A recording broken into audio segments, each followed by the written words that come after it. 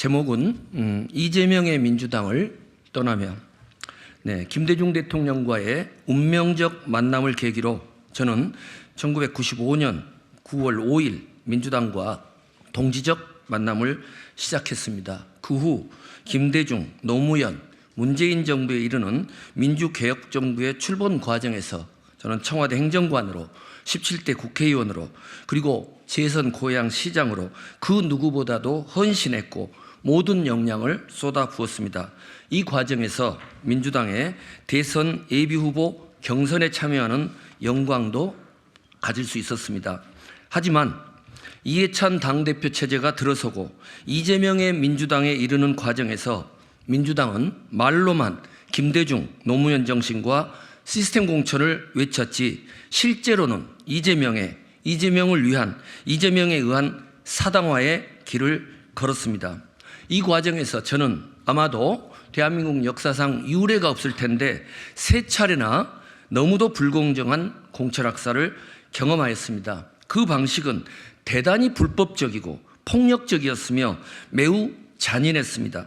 특히 민주당에서 이루어진 3번의 공천학살에 나타난 놀라운 공통점은 그 어떤 구체적 근거나 이유도 없이 그냥 공천 배제였습니다.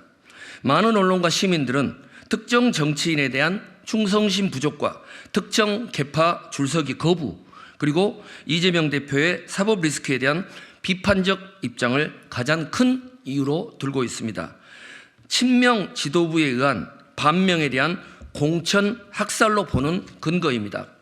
도대체 민주정당에서 어떻게 하면 이런 불법적인 공작 심사가 일어날 수 있단 말입니까?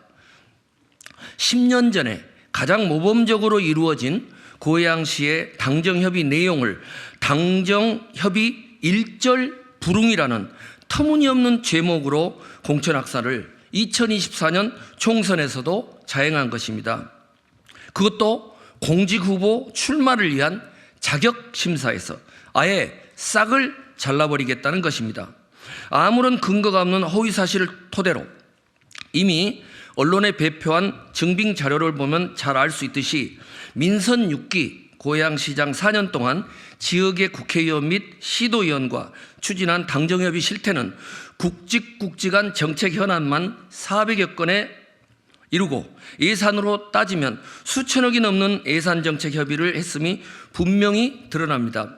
여기 잠깐 보시면 이 자료가 바로 고양시 당정협의 결과 경기도 공심위에 기제출한 자료 소상히 이 내용이 나와 있습니다. 제가 이메일로도 보내드렸고 지난번에 배포했습니다만은 필요한 분은 복사를 해왔기 때문에 밖에서 여러분들에게 전달해드리도록 하겠습니다. 따라서 법원에 가처분 신청을 낼까도 생각했지만 어차피 떠날 당 마지막을 아름답게 하자는 취지에서 법적 대응을 자제했습니다. 2024년 1월 오늘의 민주당에서 진행되고 있는 현실은 저의 첫 박사학위 논문 주제인 북한의 수령 체계에서나 있을 법한 정략적인 공천 학살입니다. 이재명 대표는 그 스스로가 공표했듯이 4개의 전과가 있고 지금도 숱한 범죄적 의혹으로 재판을 받고 있습니다. 그런데 누가 어떤 기준으로 심사했는지 적격 판정입니다. 이를 두고 언론에서는 이재명 대표의 셀프 통과라 비판합니다. 지난 경기도지사 후보 시절에는 당시 정성호 공직후보 자격심사위원장은 이재명 당대표가 100점을 맞았다고 말한 적이 있습니다. 저는 적어도 이재명 예비후보보다 공직후보 자격에서 월등하다고 자부합니다.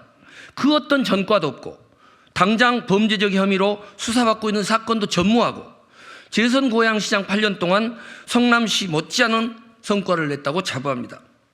그리고 여기서는 생략하겠습니다마는 지금 공천은 부적격자에게는 적격을 남발하고 비명, 반명, 특정 후보에게는 부적격의 공천학살을 하고 있습니다. 울산 선거 개입 의혹으로 1심에서 징역 3년을 선고받은 모 의원, 전당대회 돈봉투 의혹으로 재판을 받는 모 의원, 돈봉투 의혹은 직무평가에서 감점을 받지도 결격 사유도 되지 않는다는 겁니다. 또 우리처럼 전직 모 시장은 음주운전 벌금형의 야간 공동 폭행죄인데도 불구하고 적격. 네. 또 이재명 당대표 특보는 가짜 대학생 고문치사 사건에 연루됐는데도 적격. 성추행, 음주운전, 무면허 운전, 그리고 치사 사건과 연루된 모 이재명 대표의 특보 역시 후보자 검증을 했다고 봅니다. 이 결과가 주목되는데요. 또 아빠 찬스로 전 국회의장의 아들은 적격. 그러면 김윤식 전 시흥시장 같은 경우는 당의 경선 전략공천 방침에 동의했는데도 불구하고 당을 상대로 소송을 제기했다는 해괴한 논리를 들어서 부적격. 네. 또 현근택 부원장의 성희롱 논란이 됐을 때 이재명 대표의 최측근 의원과 병상에 있는 이재명 대표 사이에서의 징계 수위를 비밀리에 협의한 핸드폰 메시지가 공개됐습니다. 이게 어떻게 시스템 공천입니까? 이재명 대표 개인의 사천이죠. 이걸 두고 최근 민주당을 탈당한 모 의원은 최순실의 국정농단과 뭐가 다른가 이런 문제 제기를 했습니다.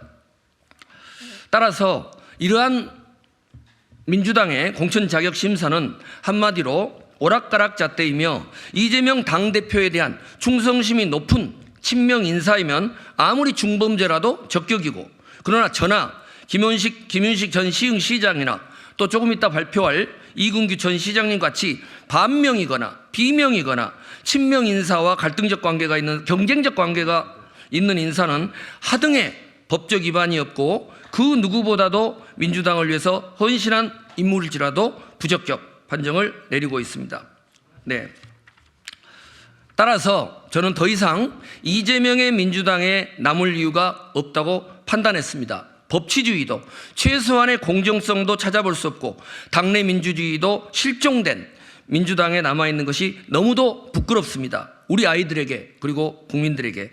따라서 이번에는 제가 출마하고자 하는 고양시 을 지역의 주민과 시민들에게 저의 공직 자격과 능력을 직접 평가받고 싶습니다. 다행히 이낙연 전 총리를 중심으로 새로운 신당인 새로운 미래가 출범하고 있어 진정으로 민주적이고 공정한 신당에서 국민적 심판을 직접 받고자 합니다. 그래서 지난 1월 10일 이낙연 전 총리의 탈당 시점에 맞춰서 동반 탈당을 하였습니다.